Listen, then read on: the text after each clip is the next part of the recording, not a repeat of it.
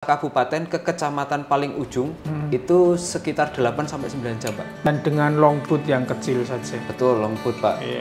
Kita ke lokasi ingin memasang pilar, Pak. Kita sudah ngangkut pilar, tiba di lokasi mau pasang pilar. Nggak jadi sepakat, Pak. Kedua belah pihak harus ikut. Kedua belah pihak harus ikut. Desain bersebelahan. Pohon di depan kantor kecamatan rubuh. Menimpa ruangan pertemuan. Nah, pertanyaan saya sudah, wah nggak enak nih gitu kan. Nah, yang saya nggak pengen pindah, Pak. Kita siap ditugaskan di mana saja ya. Sebelum BIG Anda juga sebagai seorang surveyor. Surveyor, Pak. Jadi Anda sudah mendarah daging sebagai seorang surveyor. Betul. Kalau nggak surveyor nggak mau gitu kan. Kira-kira. Jangan-jangan istri Anda juga surveyor. Pemirsa, kita berjumpa kembali dalam Sinear Jejak Surveyor. Sinear ini dilaksanakan oleh Badan Informasi Geospasial untuk menceritakan pengalaman para surveyor, para pemerhati, para akademisi yang bergerak di bidang informasi geospasial secara luas. Sinear Jejak Surveyor menceritakan pengalaman-pengalaman yang unik, yang berbeda, yang belum pernah diungkapkan, yang dialami oleh para surveyor ketika mereka melakukan pekerjaannya, survei di lapangan. Jejak Surveyor membantu membuka cakrawala kita bersama tentang pengetahuan di bidang dunia informasi geospasial dalam arti luas untuk meningkatkan literasi dan pengetahuan geospasial kita bersama.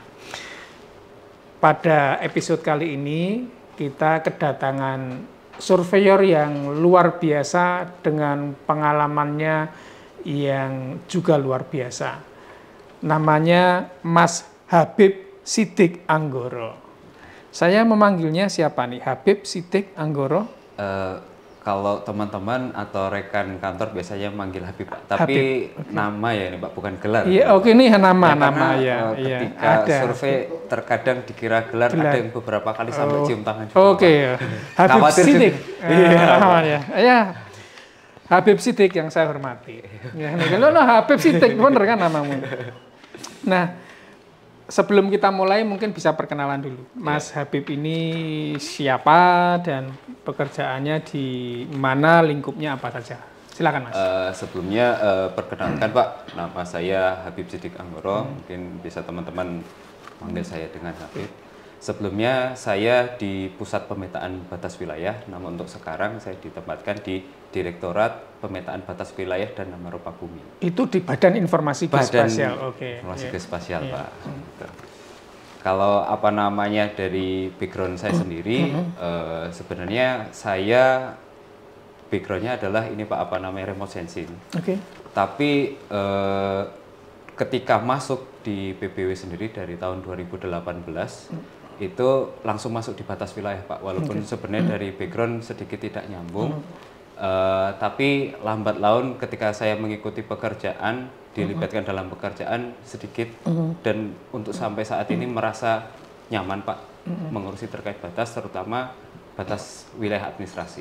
Wilayah administrasi itu administrasi apa? Administrasi pemerintahan Pak. Karena baik kecamatan, kabupaten, desa gitu. Iya, dari provinsi, kabupaten, maupun kota, kecamatan, desa maupun kelurahan. Gitu.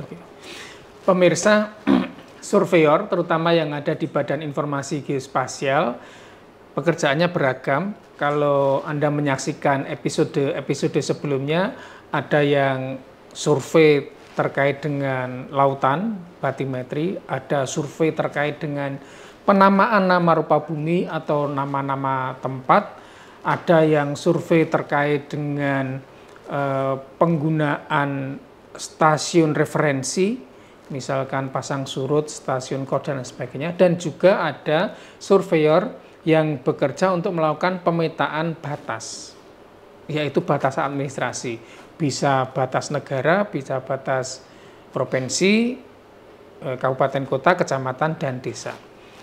Surveyor yang melakukan pekerjaan pemetaan batas wilayah ini juga sangat menarik, penuh tantangan.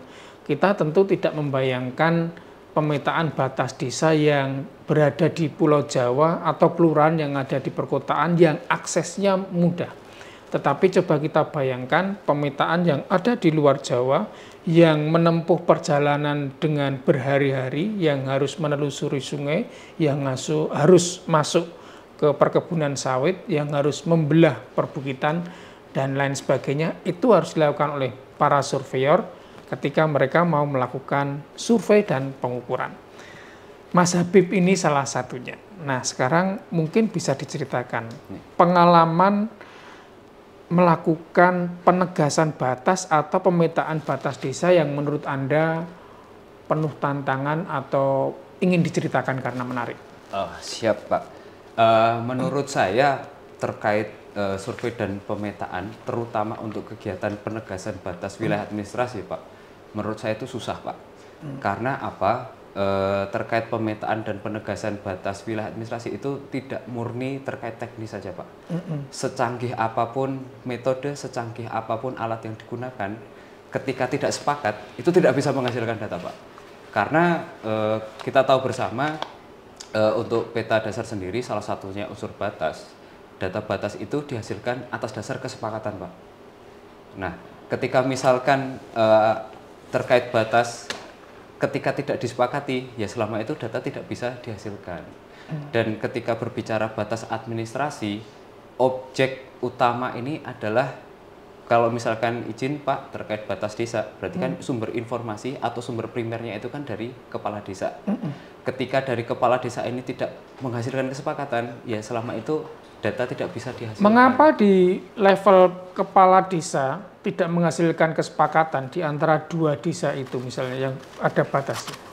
Izin Pak, ketika berbicara kesepakatan yang susah didapatkan di level desa karena terkait batas yang dipahami oleh masyarakat, terutama masyarakat desa ini sedikit bias.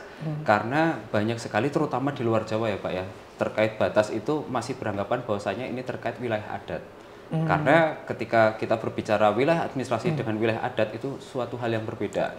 Di Undang-Undang 6 tahun 2014 pun sudah terbagi terkait wilayah desa administrasi maupun desa adat. Nah, yang Anda lakukan pemetaan untuk atau sebagai unsur wajib yang harus ada dalam peta rupa bumi adalah batas administrasi pemerintahan. Iya.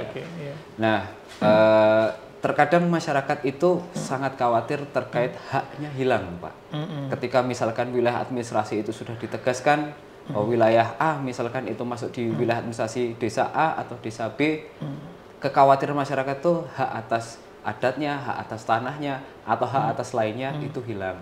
Padahal sebenarnya kan ini perihal administrasi saja, bukan masalah hak. Karena di aturan pun penegasan batas itu tidak menghapus hak apapun yang melekat di masyarakat. Gitu. Justru tantangan Anda, meskipun tantangan lainnya juga berat, misalnya lokasi yang jauh, akses yang sulit, tapi juga akan dilengkapi beratnya itu dengan aspek sosial atau aspek non-teknis yang Anda juga harus membantu menyelesaikan. Sementara sebagai seorang surveyor, bekal kita bekal teknis, ya, yang aspek non teknis mungkin harusnya ada tim lain yang membantu Anda ya untuk melakukan. Betul Pak. Kalau yang saya rasakan, saya mungkin sudah jalan 6 tahun ya Pak ya. 6 tahun di batas. Di batas. Oh, tua sekali Anda ya. Nah, yang saya pengen pindah Pak ya? Kalau ditanya pengen pindah, pengen pindah. Tapi Pak, dimanapun Anda ditempatkan, Anda akan melakukan itu ya. Nah, yang saya rasakan dan yang saya alami di batas ini justru bukan hal teknis yang diutamakan ketika memfasilitasi kegiatan penegasan, tapi bagaimana kita berkomunikasi, Pak. Gitu. Karena ketika kita berbicara penegasan, kita harus tahu karakter masyarakatnya seperti apa, adat istiadatnya seperti apa. Karena ketika pelaksanaan penegasan di Jawa misalkan dengan di Kalimantan, itu berbeda. dengan di Sumatera itu berbeda. Anda punya contohnya, misalnya ada gambarnya yang kita bisa ceritakan dengan gambar atau dengan foto. Ini misalnya. Misalkan Anda ini Pak, disuruh membuat peta batas malah belusuan di kebun. Ini kegiatan kami di Berau, Pak. Kami kerjasama dengan pemerintah Kabupaten Berau. Kita mencoba mencari ground truthing ya Pak ya, batas di lapangan itu di mana gitu. Namanya apa? Ground truthing. Ground truthing. Kita mencari pembenaran di lapangan karena identifikasi batas itu kan awalnya kartometrik Pak. Berdasarkan dari objek yang kita kenali di Citra, ketika misalkan di citra itu tidak bisa Citra satelit citra ya? satelit Oke. ya, ketika misalkan dari citra satelit itu mengalami keraguan, kita turun ke lapangan untuk memastikan di mana batasnya. Nah, ketika kasus di Berau ini, ketika di citra tidak menemukan kesepakatan, kita kesepakatan di lapangan. Nah, yang kita jumpai ternyata Saya potong dulu. Berarti kedua belah pihak harus ikut. kedua belah pihak harus ikut ini. Nah, Desain bersebelahan. Iya, ketika kita di lapangan, hal yang disepakati dan objek yang disepakati adalah patok batas, Pak. Tapi menurut saya unik, bukan patok batas wilayah administrasi yang disepakati, tapi patok batas kehutanan. Begitu. Ya maksudnya kita coba cari infonya kan ada pilar batas terkait batas Ternyata administrasi. itu batas wilayah hutan. Itu yang disepakati gitu. Dan hal-hal yang seperti ini banyak Anda temui. Banyak ditemui, Pak. Tapi ada juga tahun lalu itu saya di Kabupaten Pasir, Pak. Itu kegiatan sudah sepakat di atas peta, sudah sepakat rencana ingin pemasangan pilar. Kita ke lokasi ingin memasang pilar, Pak. Kita sudah ngangkut pilar, tiba di lokasi mau pasang pilar. Nggak jadi sepakat, Pak. Salah satu nggak jadi sepakat. Nggak jadi sepakat karena satu, hal yang disepakati ternyata berbeda apa yang dibayangkan oleh kepala desa. Karena mind map yang dibangun oleh orang desa itu bisa jadi berbeda di lapangan. Persis ya. Iya. Ini juga menimbulkan kesulitan kita. Gitu. Ketika di atas kartometrik sudah oke, mau pasang pilar ternyata di lapangan bukan itu yang dimaksud. Itu sering kali gitu, Pak. Betapa rumitnya Anda membuat peta batas desa. Betul. Yang kadangkala orang membayangkan kita tidak mempunyai permasalahan sejauh itu, ternyata Anda akan menjumpai masalah itu. Betul. Termasuk misalnya Anda mengalami kesulitan untuk mengakses daerah-daerah yang terpencil. Bisa Anda ceritakan? Menurut saya ini pengalaman yang sangat luar biasa selama saya survei baik di BIG maupun kerja sebelum BIG ya, Pak ya. Sebelum BIG Anda juga sebagai seorang surveyor. Pak. Jadi Anda sudah mendarah daging sebagai seorang surveyor. Betul. Kalau nggak surveyor nggak mau gitu kan? Kira-kira ya. Jangan-jangan istri Anda juga surveyor. Alhamdulillahnya enggak, Pak. Alhamdulillah. Nah, di tahun lalu saya melaksanakan survei di Kabupaten Mahakam Hulu, Pak. Saya sudah memprediksikan bahwasanya kondisi di Kabupaten Mahakam Hulu ini sedikit ekstrim. Mungkin contoh seperti ini, Pak. Ini video menjelaskan kondisi Sungai Mahakam ketika Anda harus menyusurinya. Iya, betul. Dan dengan longboat yang kecil saja. Betul, longboat, Pak. Iya. Nah, ini posisi kita menghadapi riam ini, Pak. Iya. Menghadapi riam dan kebetulan habis hujan, pas tinggi-tingginya. Ini melawan arus ya, karena ke lawan hulu arus, ya? kita ke hulu, Iya. Pak. Nah, yang saya khawatir di sini satu, live vest tidak ada. Oh, ya nggak boleh ya. Next time harus live ada. vest ya. Dua, ini contoh yang kurang baik pemirsa. Iya. Karena kita lanjutkan. Ya, yang kedua mungkin dari kantor tidak ada akun penganggaran asuransi ya, Pak ya. Nah, di situ yang saya khawatir di sini karena. Tapi bukannya Anda sebagai ASN udah ada asuransi ya? Nah, itu sih Pak, setahu saya sih ya. Iya, udah ada asuransi. Anda harus cek lagi dong. Oh, siap, Pak.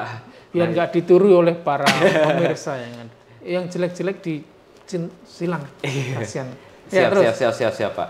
Nah, ini kondisi di Sungai Mahakam Hulu, di Sungai Mahakam di Kabupaten Mahakam Hulu seperti ini, Pak. Dan kebetulan riamnya sedang tinggi. Berapa jam Anda harus berada di longboat kecil ini menyusuri?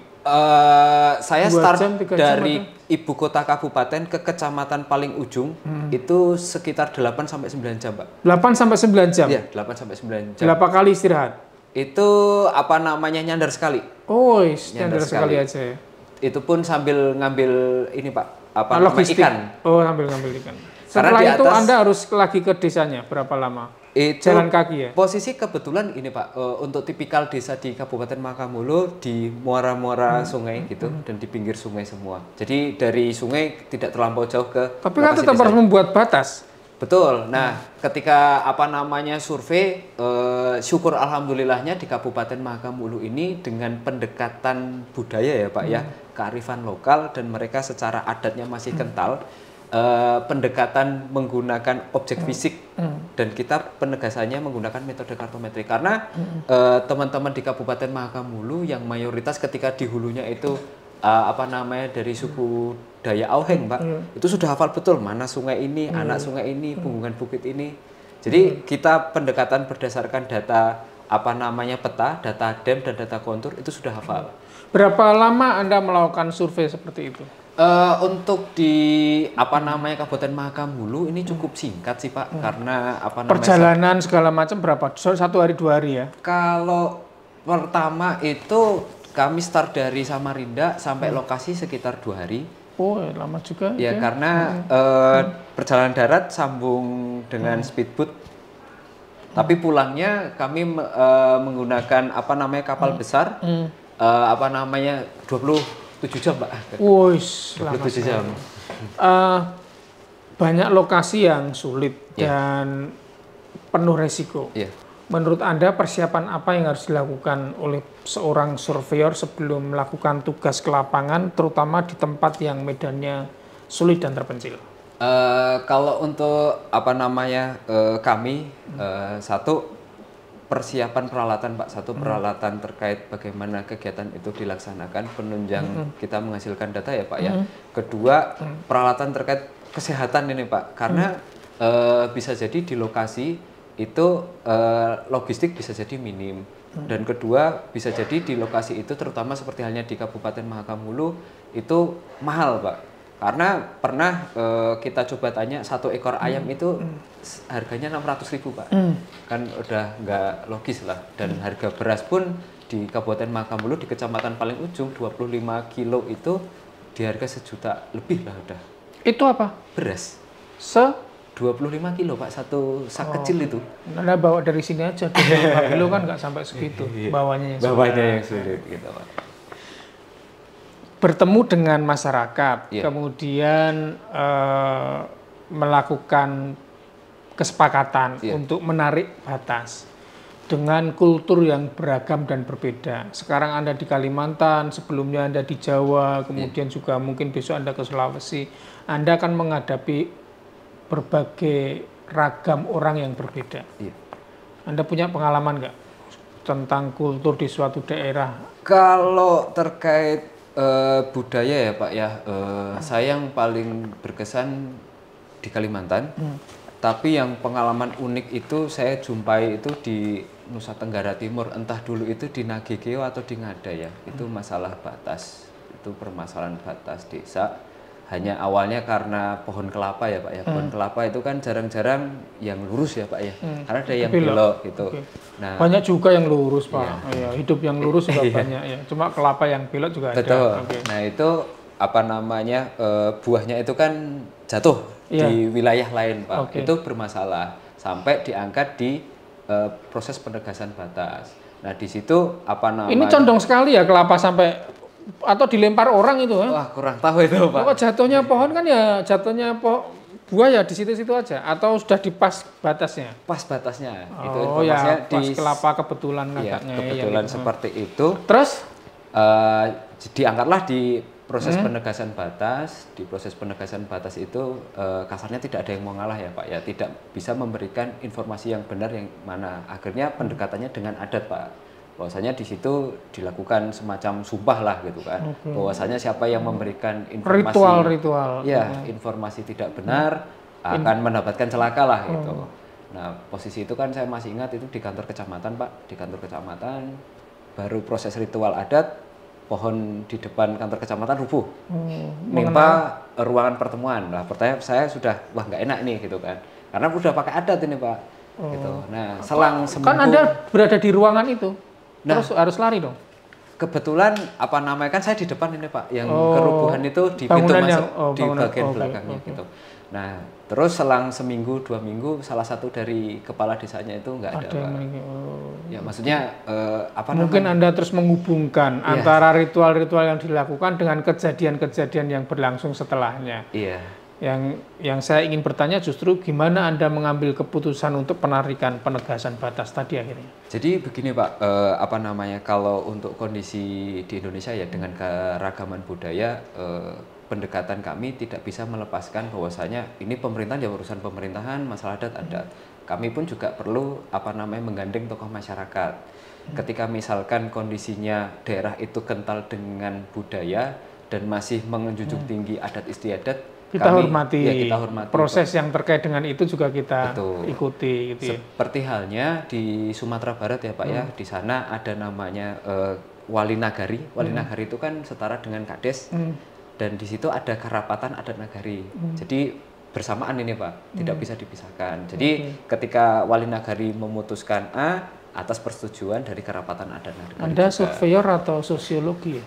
Jadi kayak terus paham semua kan? Iya Pak. Beragam. Ini mungkin aspek manfaat lain Anda sebagai seorang surveyor yang terjunnya di pemetaan batas gitu ya, karena harus berinteraksi dengan banyak kebudayaan. Kebudayaan, betul. Karena memang tantangannya kalau secara proses penegasan ya Pak, itu kan tahapan A, B, C, D, E, F, G-nya kan sudah jelas.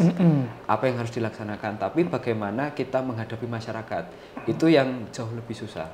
Karena menurut saya untuk proses pemetaan dan penegasan itu memang sulit Pak. Sulitnya bukan di hal di teknis, teknisnya tapi non teknis. Anda sudah pernah ke Sumatera, Nusa Tenggara, Kalimantan, Jawa, mana lagi? Untuk penegasan batas, alhamdulillah untuk di 38 provinsi sudah semua Pak. Berarti dengan ragam yang berbeda ya, 38. Betul. Oh ini aset bener ini berarti ya, surveyor menjadi aset kita ini ya, karena dia ragamnya tahu banyak. Terus Anda sekarang menjadi dapat pengetahuan yang lumayan ya, karena seberapa banyak kita punya person yang kayak Anda ini yang sudah mempunyai pengalaman harus berhubungan dengan banyak budaya dan sosiologi masyarakat yang berbeda-beda ini. Kalau menurut saya Pak ya, ini sangat penting sih Pak, karena perihal salah satu komunikasi ya Pak ya. Nggak ada berapa orang di unit Anda yang punya kapasitas kayak Anda itu bisa? Ya sebenarnya semua diposisikan sama sih Pak. Oh ya bisa, semuanya punya pengalaman juga yang. Betul. Karena memang kita siap ditugaskan di mana saja gitu Pak. Iya. Kalau Anda punya pengalaman lain? Kalau pengalaman lain perihal proses penegasan ya Pak ya, terkadang kita itu sedikit kesusahan ketika proses penegasan dan pemetaan terkait batas itu Pak, ada dua hal kendala yang ada di daerah. Satu, SDM-nya. Kedua, masalah anggaran. Karena terkait batas ini kan menjadi kewenangan pemerintah daerah Pak. Gitu. Kita hanya membantu untuk melakukan penegasan secara teknis. Meskipun kita terkait dengan secara teknis melakukan pemetaan dan penegasan batas, kita juga dituntut, akhirnya kita juga dituntut untuk mempunyai skill komunikasi, mempunyai pengetahuan untuk memahami masyarakat. Yang dulu ketika Anda sekolah untuk menjadi surveyor, mungkin pengetahuan itu sangat sedikit. Tapi karena Anda bekerja dan bekerjanya berinteraksi dengan masyarakat banyak, maka Anda juga dipaksa, quote unquote, mempunyai kemampuan komunikasi untuk mencapai kesepakatan. Ya, karena sebetulnya ini luar biasa ya, skill tambahan yang luar biasa untuk bisa mendapatkan kesepakatan bersama di antar berbagai pihak kan. Ada yang sulit meskipun juga banyak yang mudah ya, yang kalau sudah mempunyai knowledge yang bagus antara berbagai pihaknya juga Anda mempunyai hal-hal yang mudah. Anda punya pengalaman yang mudah enggak? Pengalaman mudah sebenarnya saya rasa cenderung di Jawa sih Pak. Karena cenderung jelas ya bahwasanya yang mana terkait adat, yang mana terkait wilayah administrasi pemerintahan. Kalau terutama di perkotaan seperti halnya Jakarta, Bogor dan sekitarnya lah Pak. Satu, objek fiturnya sudah jelas. Dan yang kedua, secara administrasinya pun juga sudah jelas terkait pelayanan pemerintahan. Tapi tidak menutup kemungkinan, misalkan di Jogja Pak, di Jogja itu sangat mudah karena penegasan batas itu mengacu peta lama Pak. Jadi peta zaman Belanda. Jadi kita rekonstruksi ulang dengan kondisi sekarang, objek-objek apa yang masih bisa dikenali. Jadi di Jogja, terus di beberapa wilayah di Kabupaten Malang, itu menggunakan peta-peta di awal 900-an, masih kembali ke situ. Jadi cenderung lebih mudah tanpa menimbulkan konflik karena itu data yang diaju. Oke. Anda asli mana? Saya Klaten, Pak. Anda pernah melakukan pemetaan batas di Klaten? Kebetulan belum. Oh, Pak. belum pernah. Nah, menurut Anda sulit nggak kalau di Klaten? Anda orang Klaten sendiri. Kalau Jawa. Apa jangan-jangan udah selesai semua batasnya desa kalau di di Klaten sendiri sih setahu saya belum semuanya, Pak. Oke. Karena masih ada beberapa kendala juga, tapi informasinya karena kebetulan 2 tahun ini di unit kami melakukan pendampingan terutama di Provinsi Jawa Tengah ya Pak, ini selalu berprogres karena tren di Jawa Tengah lebih suka penegasan yang pasang patok langsung di lapangan. Karena sudah mudah diakses, sudah jelas, saksinya banyak, orang yang paham banyak. Kalau di tempat-tempat yang remote area itu kan memang sulit, belum pernah diakses gitu ya. Iya. Jadi, memberikan pelayanan terhadap masyarakat desa dalam menyusun penegasan peta batas itu, kira-kira kiatnya apa saja? Yang pasti satu Pak, sabar Pak. Sabar ya? Sabar. Dan Anda cukup sabar ya?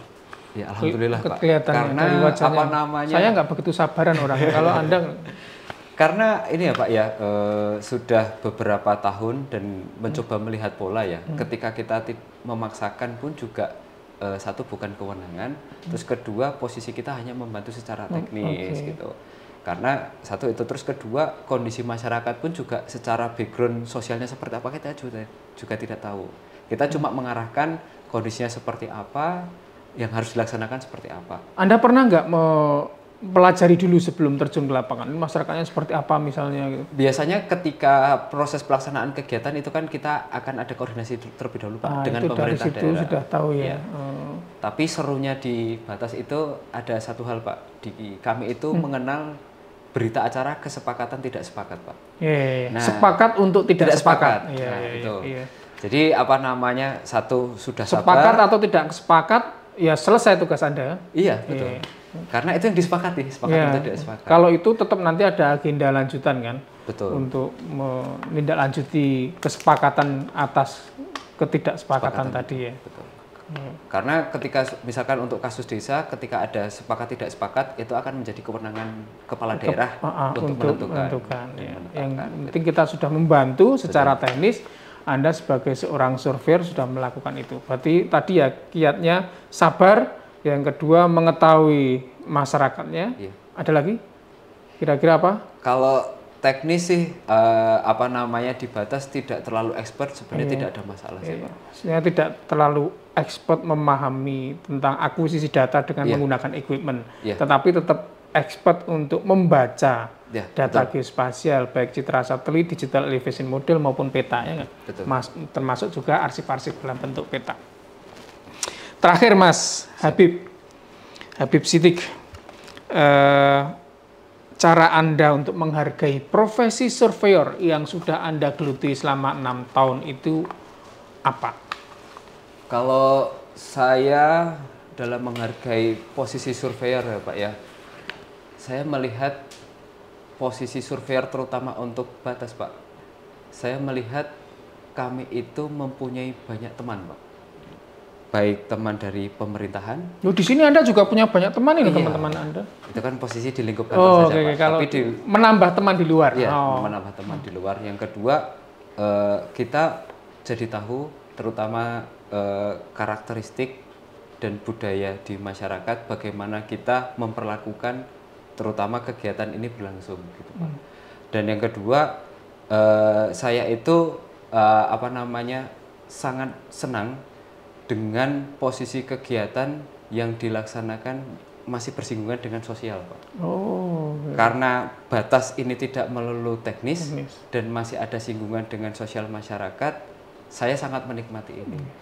Dan yang pasti ketika proses apa namanya kegiatan penetapan dan penegasan batas ini dilaksanakan, enjoy saja sih Pak. Sebagai proses rilis stres juga, dibandingkan saya mengolah data di lab. Lebih suka langsung mensosialisasikan ke masyarakat, ibarat seperti penyuluh lah Pak. Jadi kiat Anda untuk menghargai profesi salah satunya ya enjoy, mensyukuri yang sudah Anda laksanakan. surveyor ini ragamnya banyak sekali. Yang baru kita diskusikan, surveyor terkait dengan pemetaan batas yang bekerja, melakukan pemetaan batas wilayah. Dan ini kita mendapatkan insight, knowledge yang banyak dari Mas Habib. Terima kasih atas kedatangannya, luar biasa, sukses selalu untuk Anda. Pemirsa, kita berjumpa di jejak surveyor berikutnya. Terima kasih.